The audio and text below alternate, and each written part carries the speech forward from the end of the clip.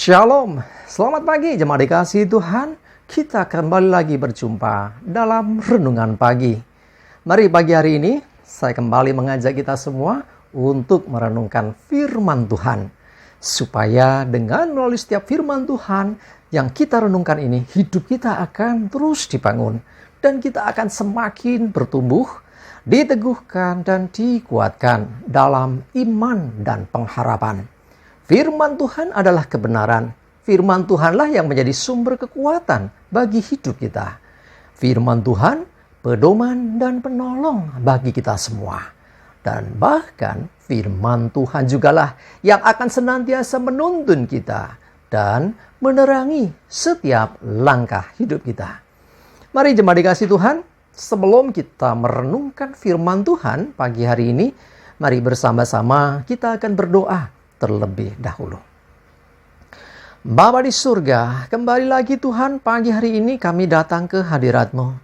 Kami naikkan segala puji syukur atas segala kebaikan-Mu di dalam hidup kami.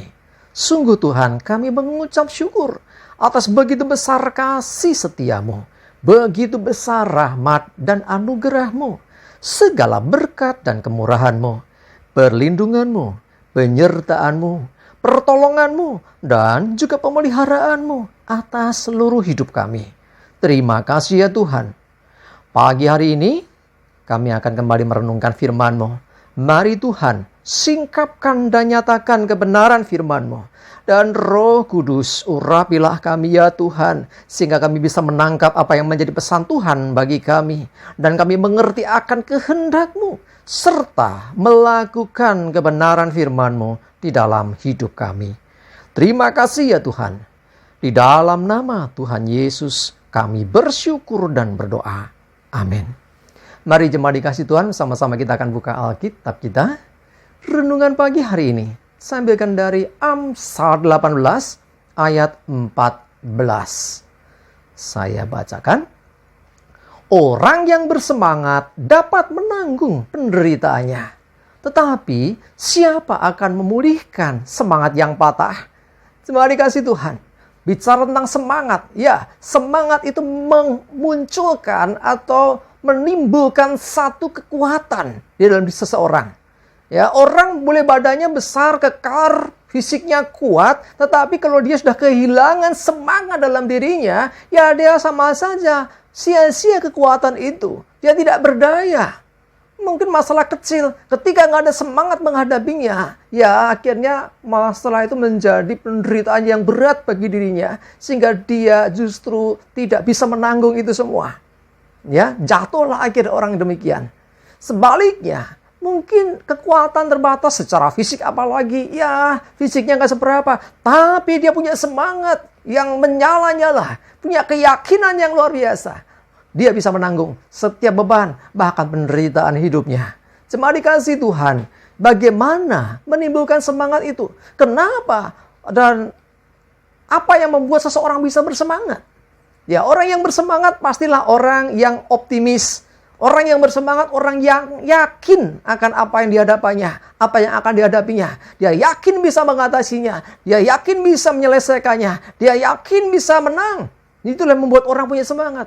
Apa yang membuat orang yakin? Ya, karena dia menyadari bukan dari dirinya sendiri, bukan karena kekuatan kemampuannya, karena manusia terbatas, kekuatan kita pun terbatas, tetapi keyakinan akan Tuhan. Inilah dia, Tuhan yang berkuasa, itu ada bersamanya, ada di pihaknya, ada menyertai dia, maka akan ada semangat. Ya, jadi kalau kita memperhatikan, ya, kalau orang itu bersemangat, beban yang berat pun bisa dia angkat. Tetapi kalau udah kehilangan semangat, beban yang ringan aja terasa sangat berat.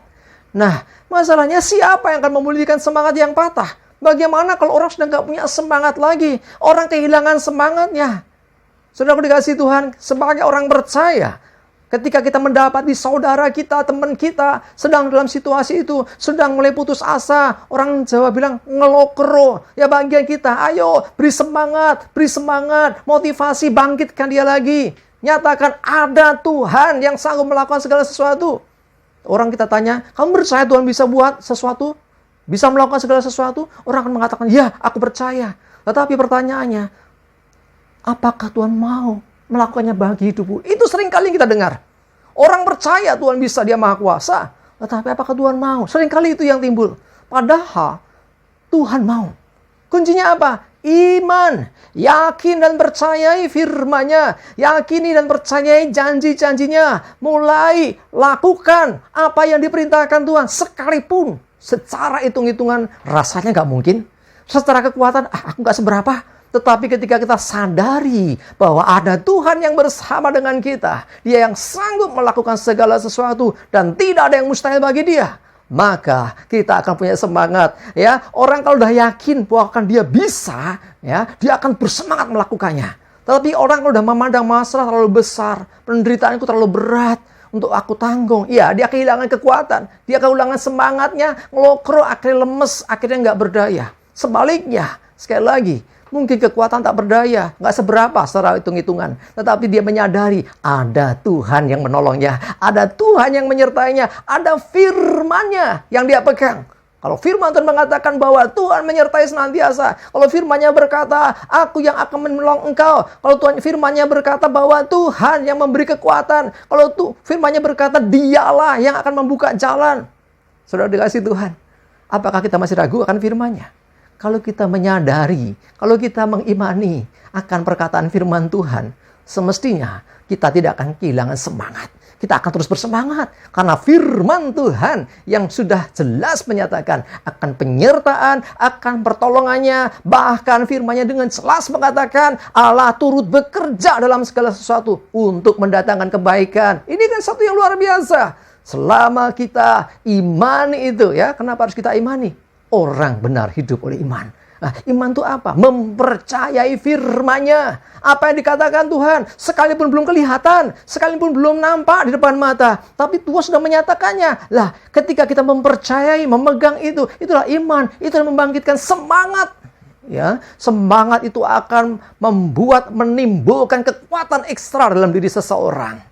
Ya, kalau orang sudah mulai takut duluan, khawatir duluan, yang terjadi kemudian apa? Dia kehilangan kekuatan. Dia tidak dapat menanggung penderitaan, dia jatuh. Tetapi ketika dia bersemangat, dia akan dapat menanggung segala penderitaan yang terjadi sekalipun. Amin, kita berdoa.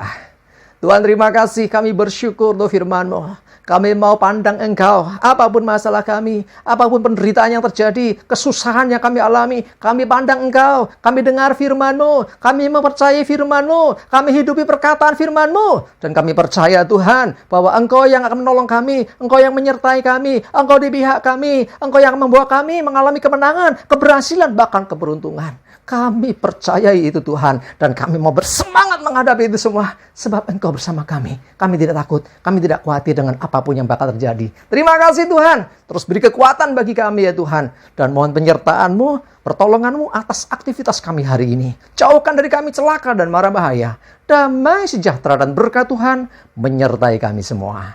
Terima kasih ya Tuhan, dalam nama Yesus kami berdoa dan mengucap syukur. Amin. Mari jemaat dikasih Tuhan, semangat, maju terus dalam iman dan pengharapan. Selamat beraktivitas, Tuhan Yesus memberkati kita semua. Amin.